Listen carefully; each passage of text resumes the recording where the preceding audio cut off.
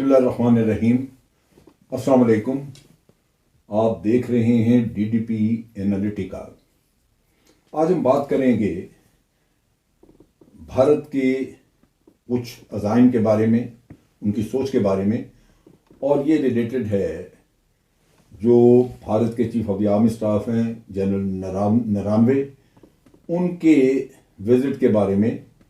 नरवणे इन्होंने अभी इसराइल का विज़िट किया। इसराइल के साथ बड़े गहरे ताल्लुकात हैं इंडिया के। इनकी कोऑपरेशन भी काफ़ी है, ट्रेड भी है, टेक्नोलॉजी ट्रांसफ़र के भी इनके अपने माहदे हैं। और इसमें जो चीज़ें सामने आई उससे एक ख्याल उभरता है कि अब सोच है किस तरफ। भारत इंडियन ओशन में, यानी जो अरेबियन सी और इंडियन ओशन का इलाका है, यहाँ पे अपने पांव फैला रहा है।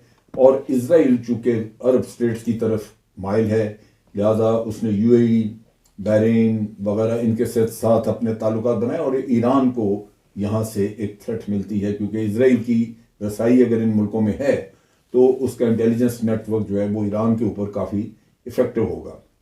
लिहाजा जो पिछले महीने मीटिंग की थी इन्होंने, इंडिया ने, और फॉरेन मिनिस्टर्स की मीटिंग थी जिसमें कि इंडिया, इसराइल, यूएई और अमेरिका के फॉरेन मिनिस्टर्स ने वर्चुअल कॉन्फ्रेंस थी जिसमें हिस्सा लिया। ये इसका नेचुरली सिग्निफिकेंस काफ़ी है एक लिहाज से कि इसराइल इसमें शामिल है इस मीटिंग में, वरना भारत तो इनके साथ, बाकी मुल्कों के साथ तो भारत की इंटरेक्शन रहा है।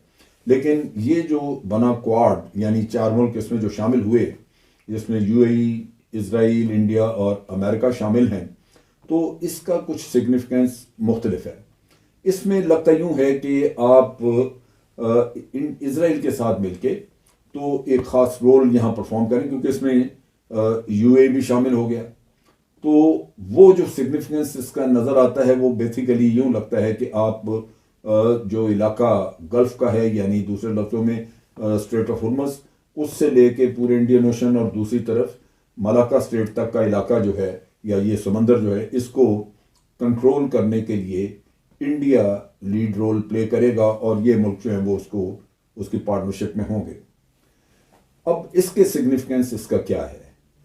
ये वो जगह है जहाँ से कि चाइना का तेल, उसकी रसाई गुजरती है। चाइना गल्फ कंट्री से तेल लेता है और वो उसका ऑयल गुजरता है यहाँ से। सो चाइना के साथ अगर हम देखें तो एक रुकावट बन सकती है। उसकी वजह यह है कि अमेरिका जिस भी अलायंस में शामिल होगा इस खित्ते में, उसकी ओरिएंटेशन जो है वो चाइना के अगेंस्ट होगी, लिहाजा भारत भी उसमें शरीक हुआ। दूसरी तरफ ये है कि इसराइल के अपने मरासम जो हैं, अपनी रिलेशनशिप, वो चाइना के साथ बहुत है और बहुत गहरी है। इनके आपस में कई एग्रीमेंट्स हैं और टेक्नोलॉजी वगैरह की ट्रांसफ़र, उसके अलावा इन्वेस्टमेंट, इसराइल में चाइना की इन्वेस्टमेंट काफ़ी है। और ये एक ऐसा सिलसिला है जो वक्त के साथ साथ मजबूत हो रहा है, बावजूद इसके कि अमेरिका को इसके ऊपर काफ़ी कंसर्न, और अमेरिका इसके बारे में चाइना के मामले में अपनी पॉलिसी चाहता है कि वो उसकी इम्प्लीमेंटेशन हो। लेकिन उससे इंडिपेंडेंट इसराइल जो है वो अपने ताल्लुकात चाइना के साथ किसी भी सूरत में स्केल डाउन करने के लिए तैयार नहीं, और वो अपने ताल्लुकात उससे बढ़ा रहा है।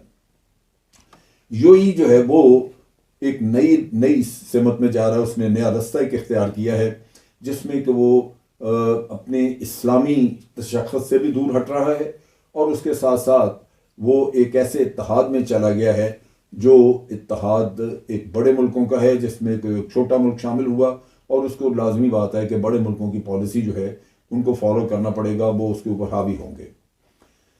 इसमें ट्रेड और इंफ्रास्ट्रक्चर डेवलपमेंट हो जाए, या आप कह लीजिए कि बहुत सारी इन्वेस्टमेंट वगैरह का काम, वो चीज़ें तो प्रोडक्टिव में हो सकती हैं। लेकिन अल्टीमेट जो मिलिट्री एम्स हैं, जैसे इसराइल के हैं इस खत्ते के बारे में ईरान के साथ दुश्मनी की वजह से, तो एक तो इन तमाम मुल्कों की, मेरा अपना अंदाज़ा है कि ईरान के साथ अंडरस्टैंडिंग ख़राब होगी। इसराइल का तो पहले ही कोई ताल्लुक़ नहीं है, ईरान के ख़िलाफ़ हैं, अमेरिका भी उसी तरह है।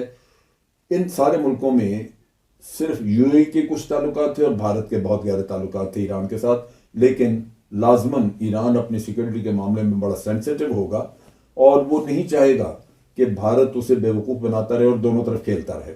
आज भारत जो है वो उनकी चाबहार की पोर्ट को लुक आफ्टर कर रहा है। 2 साल का एग्रीमेंट था और मेरा अपना अंदाज़ा है कि शायद मेरा अंदाज़ा है कि यहाँ से ईरान जो है वो माहिदे को मज़ीद एक्सटेंड नहीं करेगा। 2 साल का उन्होंने क्यों किया, वो मेरा ख्याल अपने हाथ में ये चीज़ रखना चाहते थे और इसी वजह से 2 साल का किया। दूसरी तरफ चाइना के लिए ये रास्ता फिर काफ़ी अहम है, बावजूद इसके कि चाइना सारा अपना तेल यहाँ से लेके जाता है, बहुत सारा तेल यहाँ से लेके जाता है। गालिबन जहाँ तक मुझे याद पड़ता है 30-40% तेल उसका यहाँ से गुजरता है। तो उसके लिए भी एक प्रॉब्लम थी कि उसको पूरा इंडियन ओशन गुजरना पड़ता है, फिर उसको जाके मलाक्का स्ट्रेट में से साउथ चाइना सी में वो दाखिल हों। तो वो जो साउथ चाइना सी में जाने का उसका प्रोसेस है वो बॉटलनेक्स में से गुजर के जाने का है। लिहाजा वहाँ पे भारतीय जो नेवी है वो यहाँ मौजूद होगी। चाइना ने सी पैक एक लिया, सी पैक की एक फैसिलिटी उसको मिलने से उसका ये मामला सिक्योर हो जाएगा कि लैंड रूट के ऊपर अल्टीमेटली वो अपनी ऑयल की तरसील जो है वो लैंड रूट के ज़रिए करेगा, जो कि बड़ी सिक्योर होगी और उसको सस्ती भी पड़ेगी, फासला भी थोड़ा है, इसलिए कम वक्त में वो ले जाएगा। और फिर आप इसको यूँ भी देखिए कि चाइना ने ईरान के साथ 25 साल का इन्वेस्टमेंट का एक मुआहदा किया है, जिसके तहत वो बहुत बड़ी रकम $400 बिलियन वहाँ पे इन्वेस्ट कर रहा है और उससे तेल खरीदेगा। ये भी फैसिलिटी है जो कि ग्राउंड रूट से जाएगी। तो चाइना ने किसी हद तक अपने इस लैंड रूट को या इस समंदरी रास्ते का जो उसको मसाइल थे उनको कम करने के लिए उसने ये लैंड रूट अपना तैयार कर लिया। इसका फ़ायदा ईरान को भी होगा, पाकिस्तान को भी होगा। लेकिन इसके साथ साथ भारत ने चूंकि सी पैक को कभी तस्लीम नहीं किया था और दूसरी तरफ भारत लद्दाख साइड पे इंफ्रास्ट्रक्चर डेवलप कर रहा था, जिससे कि नेचुरली एक थ्रेट बिल्डअप हो रही थी।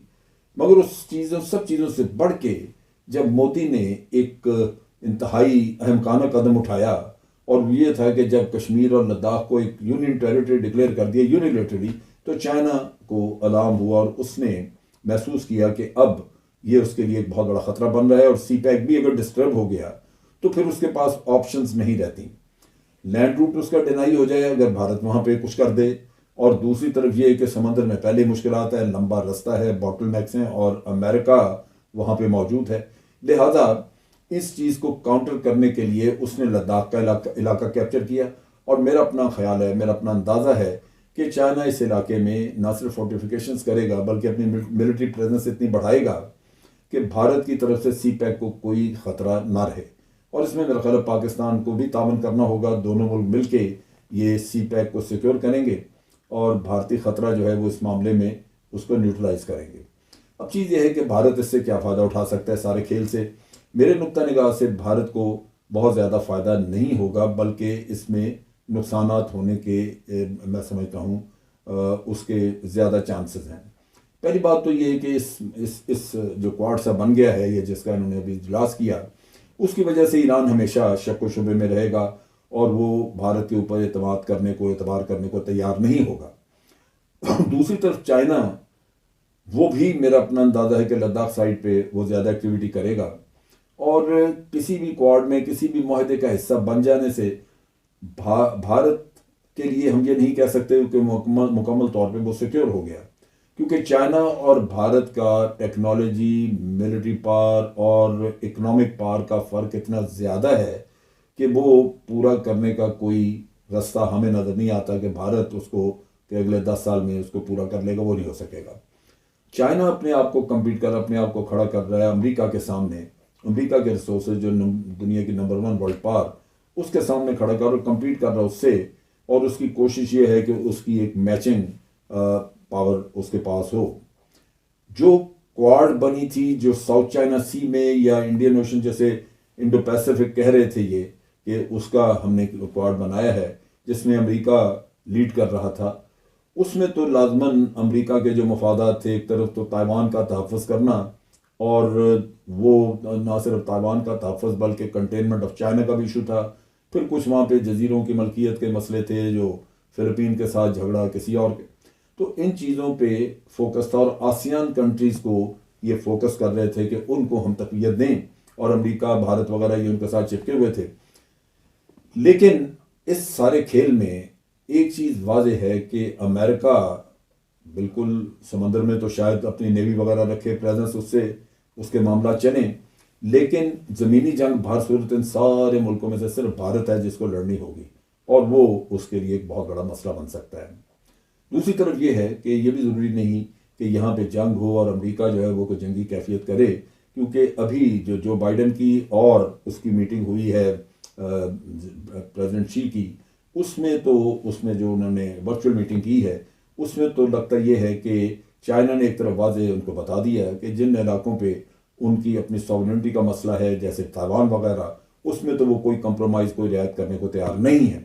लिहाजा बाकी इश्यूज रह गए ट्रेड से, और ट्रेड एक ऐसी चीज़ है कि जो आज पूरी दुनिया में चाइना को बाहर निकाल के या उसको ट्रेड से आइसोलेट करके बाकी दुनिया की ट्रेड हो नहीं सकती, की नहीं जा सकती। चाइना एक इतना बड़ा रोल प्ले कर रहा है ट्रेड में, ना सिर्फ इंपोर्ट्स और एक्सपोर्ट, ना सिर्फ एक्सपोर्ट्स में बल्कि इंपोर्ट्स में भी, और बहुत से मुल्कों की इकोनॉमी जो है डिपेंडेंट हैं चाइना की इकोनॉमी के ऊपर। तो इस लिहाज से अमेरिका खुद भी चाइना को ट्रेड और इकोनॉमी के नुक्ता निगाह से इग्नोर नहीं कर सकेगा, उनके अपने मुल्क की इकोनॉमी पे खासा असर पड़ेगा। फिर चाइना को गवादर पोर्ट उसकी फैसिलिटी हासिल है, पाकिस्तान नेवी अल्लाह के फजल से ना सिर्फ खासी मजबूत है बल्कि वो मज़ीद मजबूत की जा रही है इस नुक्ता निगाह से कि ये रस्ते जो हैं हमारे भी ट्रेड के रस्ते हैं, लिहाजा इनको खुला रखा जाए।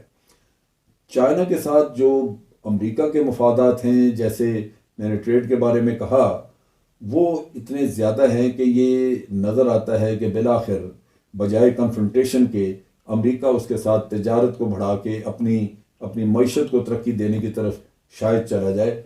और जिस तरह वो अफ़गानिस्तान से खामोशी से निकला है, हो सकता है कि कल को कंटेनमेंट में से भी वो एक लिहाज से विड्रॉ कर ले कि इस कंटेनमेंट की शक्ल मिलिट्री कंटेनमेंट न रहे बल्कि एक्सपेंशन ऑफ ट्रेड की तरफ चले जाए।